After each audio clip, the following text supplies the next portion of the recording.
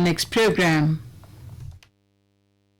This is All India Radio. You will now hear comments from the press. The Asian Age, in its editorial titled "Erroneous to Believe Hindutva Will End Caste," writes, the steamrolling win of the BJP, led by Prime Minister Narendra Modi, in the recent Lok Sabha election has led to the widespread belief that the caste factor and caste equations have caused to matter since the large narrative of nationalism advanced by BJP RSS took center stage.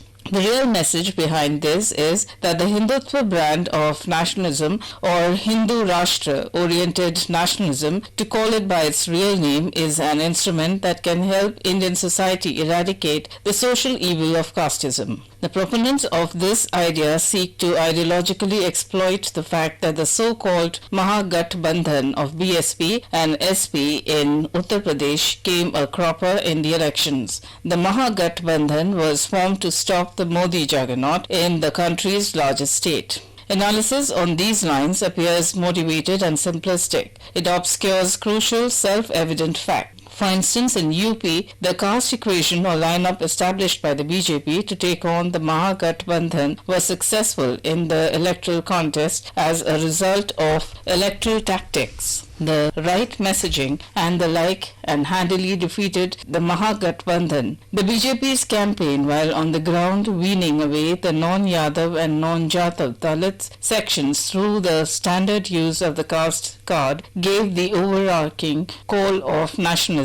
The Statesman, in its editorial titled "Fiery Reality Check," says that it took the loss of some 20 young lives in Surat to burst the bubble of euphoria over the electoral verdict is a grim index of how ground realities count for so very little in what is mistakenly called the national debate. Did the drum beating, dancing, or distribution of sweets come to a halt? Did any of the newly elected representatives of the people have the moral courage to admit that they share some of the blame for their criminality in not making an issue of civic mismanagement and blatant incompetence when they were either promising the voter the moon or accusing their political adversaries of corruption, nepotism, or worse? Sure, Mr. Narendra Modi and Mr. Rahul Gandhi have issued condolence messages. The Chief Minister of Gujarat has announced relief of 4 lakh rupees to the kin of each of the dead, and inquiry has been ordered. Yet, does money ever compensate for the loss of a young life?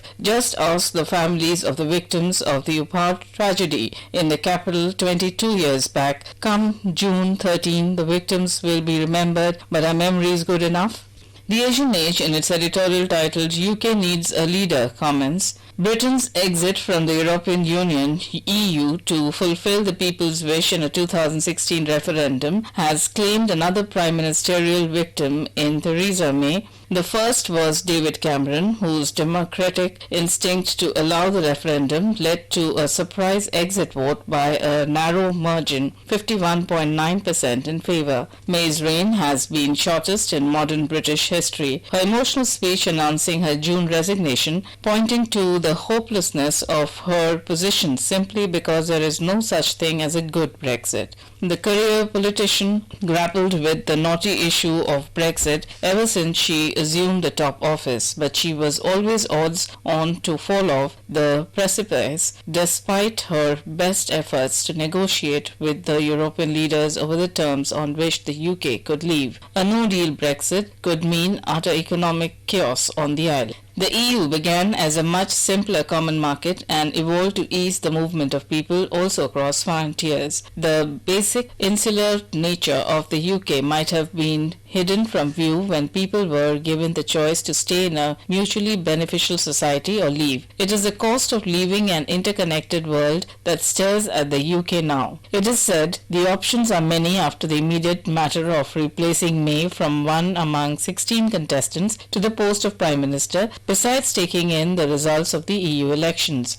A no-deal Brexit by the deadline of October 31st, a second referendum on no deal of Brexit, and a general election are some of the possibilities. It would be in the interest of Europe and the UK if a way were to be found for a soft exit while keeping trade terms intact. But that is more complicated than the deals May envisaged. What the UK needs most is a fresh-thinking leader who can sort out this mess. Those were the comments from the press presented to you by the News Services Division of